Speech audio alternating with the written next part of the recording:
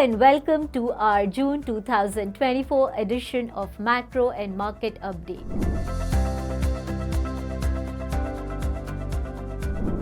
The 2024 general election was an eventful one. What appeared to be a boring and a predictable one before the start of the polls started grabbing greater attention when voter turnout was being lower than the previous two general elections. Lower voter turnout hasn't gone very well for the NDA government in past.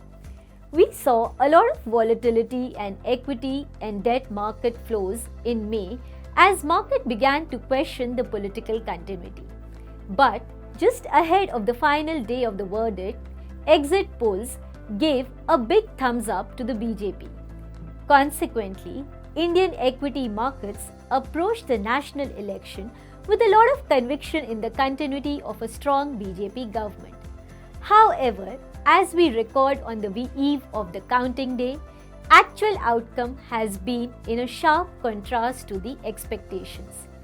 After two terms of simple majority in 2014 and 2019, the best case election result predicts that the BJP will need to depend on its newly inducted coalition partners from Andhra Pradesh and Bihar to get to the required majority to form a government. Both of these state parties have joined the BJP-led NDA coalition only within the last 6 months and have historically been coalition partners of the key opposition party. Moreover, PM Modi is seen as a strong leader who has so far always led the government with a simple majority, even during his tenure as Chief Minister of Gujarat. These dynamics could make India watchers question if this coalition setup can coordinate well amongst itself to provide a stable government. The election verdict of the BJP lacking a simple majority questions this conviction and raises doubts over a stable government and policy making styles.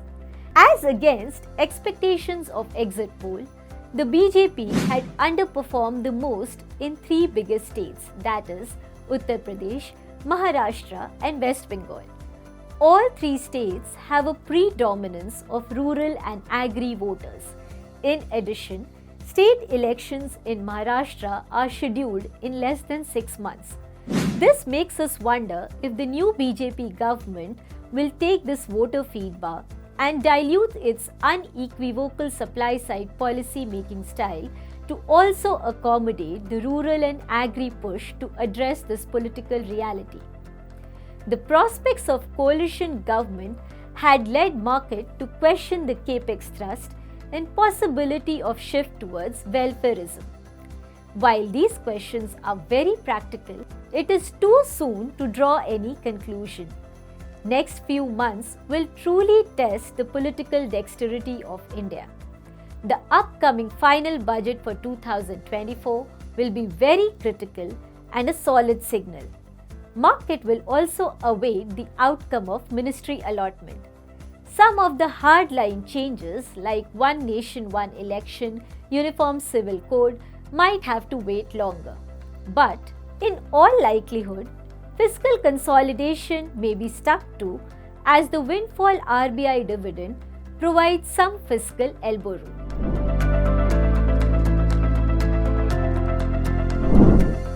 Equity market had a significant pullback on the election day. The fall was across the capitalization curve. The fall in some of the thematic like PSUs and infrastructure stocks were even sharper. Despite the pullback, Indian equity valuations are still rich against its history compared to the GSEC and compared to the other emerging markets. Bond yields were also quite volatile and ended the day with 6 to 10 basis point of rise in key segment of the GSEC curve. However, the month of May had brought multiple positive news for the Indian fixed income markets, such as efforts by RBI to shore up the system liquidity, large windfall profit transfer by RBI to government coupled with a strong GST collection which provides confidence in India's fiscal path, Finally, we also saw S&P upgrade India outlook to positive from stable. Amidst these news, on a month-on-month basis, G-Sec yields are still down by some 10 to 15 basis points.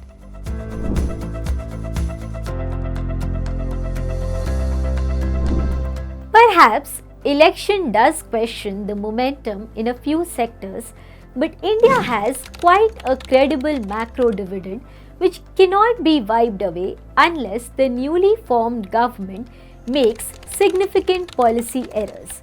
India seems to be in a perfect spot with strong macro fundamentals. GDP growth came in at 8.2% for FY24 and is expected near 7% for FY25. Economic activity in India is healthy even in April as gauged from electricity generation, GST collection and credit growth. PMIs continue to indicate expansion. Agri income had been marginally better this Rabi season.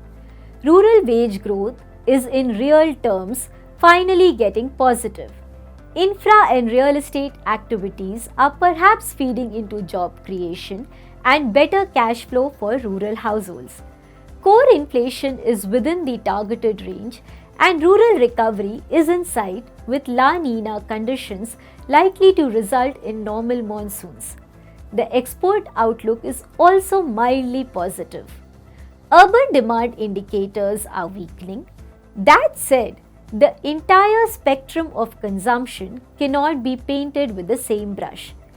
Capex outlook and manufacturing sector thrust is where the policy continuity will be quite critical.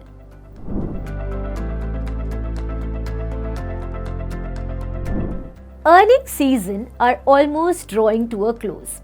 At the face of it, earnings outcome were in line with expectation or marginally better. But if we dig a bit deeper, what's concerning is that the top line growth is weak. Top line of Indian companies are getting repeatedly dragged down by moderating global growth, or one could say looming risk on global growth, which has impacted the top lines for IT, chemicals, metals and oil and gas. On the other hand, some of the domestic sectors like auto, financials, infrastructure and consumer discretionary has posted a very strong revenue. But still, the net impact is a single-digit growth in revenue. Furthermore, the profit growth is also gradually moderating to low double-digit prints in line with nominal growth in India. After growing at 22% CAGR since FY20, now the likely EPS trend would mostly be in line with nominal growth and would necessarily require revenue growth to scale up.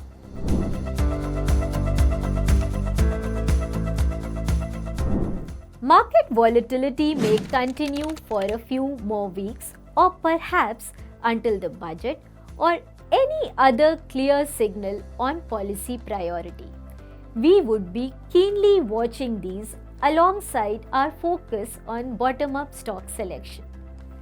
Coming to the Indian fixed income market, fiscal seems to be in a sweet spot this year. We have never been a believer of any rate cut this year, and now with such strong GDP growth prints, market also seem to be pushing out these possibilities into 2025. With visibility emerging on the liquidity dynamics, the elevated levels at the front end of the curve should settle lower in the coming months. This should enable better risk-reward equation for the incremental investments at a shorter segment up to 5-year of the curve. In the near term, duration play continues to be a tactical opportunity given the spillovers from overseas sentiments and data. A clear visibility on rate easing cycle in India would be subject to continued progress on inflation. A positive macro backdrop including fiscal consolidation, well-matched demand-supply balance and declining trend on headline inflation provides visibility on a slightly longer-term structural story on rates. Signing off for this month. Thank you. Mutual fund investments are subject to market risks. Read all scheme-related documents carefully.